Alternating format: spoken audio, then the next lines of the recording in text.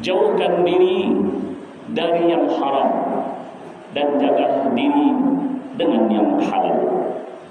Sidang Jumat yang dimuliakan Allah Subhanahu wa taala.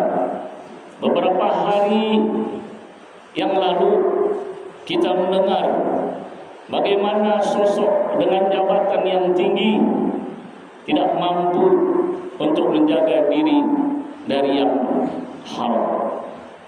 Allah sudah memerintahkan kepada manusia, bukan hanya kepada orang yang beriman.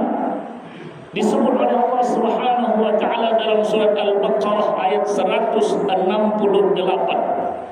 Ya ayyuhan nas, hai manusia, bukan kepada orang beriman saja, bukan kepada orang Islam saja, namun Allah menyerukan kepada seluruh manusia.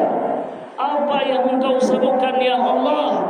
Kulu mimma fil ardi, makanlah dari apa-apa yang ada di atas bumi. Kulu mimma fil ardi halalan thayyibah, halal dan juga baik. Sidang Jumat yang dimuliakan Allah Subhanahu wa taala. Manusia dalam mencari mata pencaharian untuk mendapatkan harta, ada yang hati-hati, ada yang menjaga dirinya, namun ada juga yang tak hati-hati dan tak menjaga dirinya.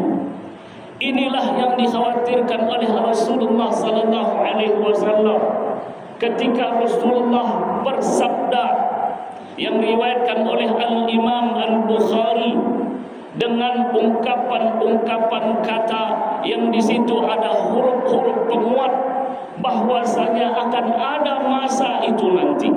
Apa kata Rasulullah sallallahu alaihi wasallam?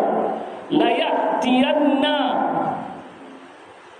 sungguh benar-benar akan tiba, alan nas, pada manusia, zamanun, masa, la yubalil mar'u bima akhadha, seseorang tidak lagi memperdulikan apa yang dia ambil, aminal halali aminal haram, apakah dia menghasilkan harta itu dari yang haram atau dari yang halal, tidak lagi peduli. Dan Rasulullah tegaskan kepada kita masa itu akan benar-benar ada, sehingga Rasulullah menggunakan dalam sabdanya ini dua huruf penguat. Yang pertama lam dan yang kedua adalah nun taukid ataupun nun penguat. La ya'tiyanna, sungguh benar-benar akan tiba pada manusia satu zaman di mana seseorang tak peduli lagi dari mana dia mengambil hartanya, apakah dari halal, apakah dari haram. Kalaulah kita melihat pada masa kita sekarang ini, fenomena yang terjadi, pelakunya tidak lagi dari orang-orang biasa, namun sudah sampai kepada tingkat orang yang luar biasa, bahkan mendapatkan bintang sebagai penghargaan. Sidang Jumat yang dimuliakan Allah Subhanahu wa taala. Bisa jadi masa yang dikhawatirkan Rasulullah itu adalah masa kita sekarang itu. Padahal Allah dengan tegas menyampaikan tidak hanya kepada orang Islam, tidak hanya kepada orang beriman, namun kepada seluruh manusia. Sidang Jumat yang dimuliakan Allah Subhanahu wa taala. Rasulullah sallallahu alaihi wasallam bersabda dalam hadis yang cukup panjang, diriwayatkan oleh Imam Muslim radhiyallahu anhu dari Abu Hurairah radhiyallahu anhu. Apa kata Rasulullah sallallahu alaihi wasallam? Innallaha thayyibun, sesungguhnya Allah Maha baik. Wala yaqbalu illa thayyiban, dan tidak menerima kecuali yang baik. Wa inna Allah amara al-mu'minin mu'minina bima amara bihil mursalin. Lanjutan hadis itu menyebutkan, sesungguhnya Allah memerintahkan kepada orang-orang beriman, namun juga Allah memerintahkan kepada para rasul. Apa kata Allah Subhanahu wa ta'ala yang diterangkan dalam hadis ini? Ya ayyuhar rusul, wahai para rasul, kulu minat thayyibati wa'amalu salihah, makanlah dari yang baik-baik dan berbuatlah amal saleh. Wa qala ta'ala, lanjutan hadis menyebutkan, Allah Subhanahu wa ta'ala berfirman, ya ayyuhalladzina amanu, hai orang-orang yang beriman, kulu min thayyibati ma razaqnakum, makanlah dari yang baik-baik yang aku telah beri rezeki kepadamu. Terkadang kita ini lupa bahwasanya rezeki yang kita dapat itu adalah dari Allah Subhanahu wa ta'ala, sehingga Rasulullah mengingatkan dalam ayat Al-Quran, makanlah dari yang baik-baik, yang itu adalah sesuatu yang Allah berikan kepada kita. Sedang doa yang dimuliakan Allah Subhanahu wa ta'ala, begitu bahayanya harta yang didapat dengan yang haram. Di antaranya disebutkan dalam hadis ini, saat seseorang berdoa dan doanya tidak dikabulkan, dan ini adalah satu hal yang sangat berat. Semua kita kalau ditanya apakah doamu ingin Allah kabulkan, semua kita akan menjawab iya. Tapi coba kita lihat apa yang dipaparkan oleh Rasulullah melalui hadisnya.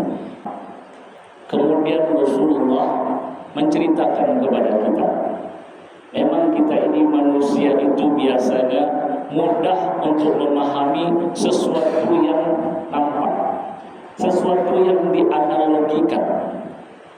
Ketika Rasulullah bercerita kepada kita, menyebutkan tentang seseorang asy'atha aghbara, bajunya kusam, rambutnya kusut, yutilus safar, melakukan perjalanan panjang. Gambaran dari Rasulullah SAW tentang seseorang yang kalaulah seseorang ini datang mengetuk pintu kita, pakaiannya compang-camping, rambutnya kusut berdebu, dia dari perjalanan yang jauh mengetuk pintu kita, Assalamualaikum, kita buka, Waalaikumsalam, lalu dia meminta kepada kita, tolonglah Pak. Dengan kondisi yang khatib gambarkan tadi, dengan kondisi yang disampaikan oleh Rasulullah sallallahu alaihi wasallam, nampak keletihan pada wajahnya karena perjalanan jauh, nampak begitu susahnya dengan pakaiannya yang compang-camping dan rambutnya yang kusut berdebu. Lalu dia meminta kepada kita, sebagai seseorang yang hanya melihat kondisi seperti itu, kita akan memberinya.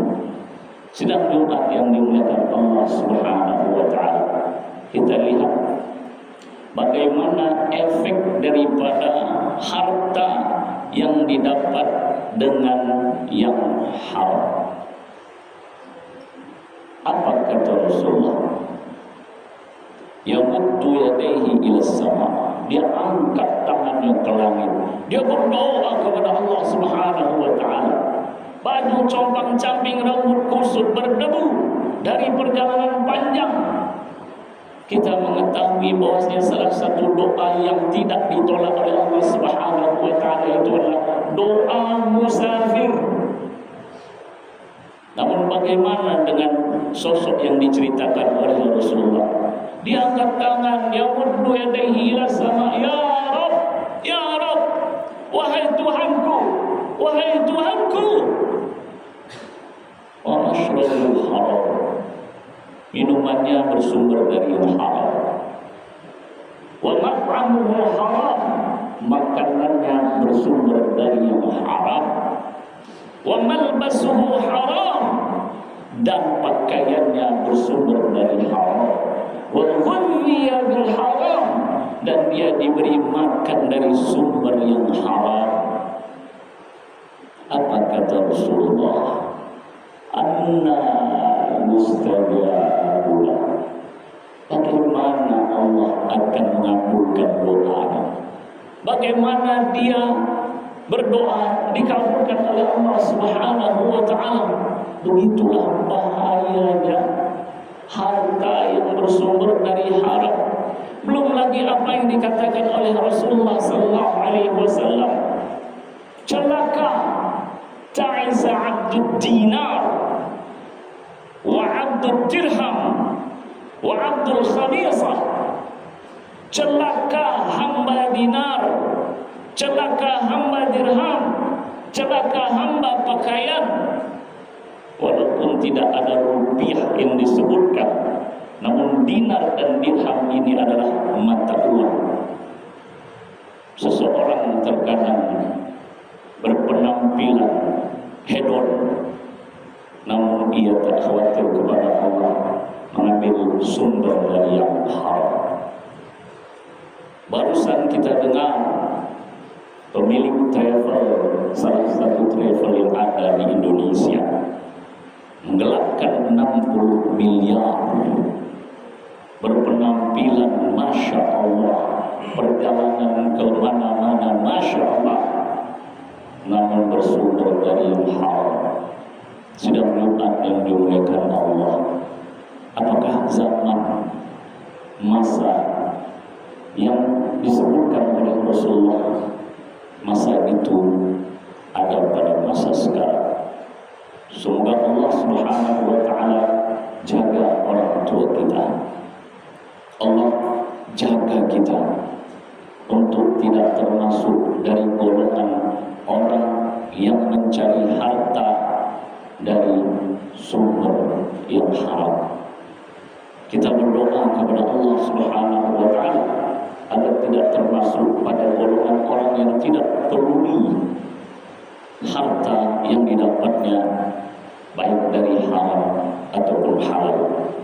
Namun kita akan selalu peduli sumber harta saya ini harus dari halal.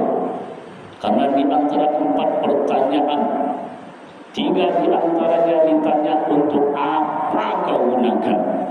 Namun pada harta di akhirat nanti akan ditanyakan dari mana kau dapat dan untuk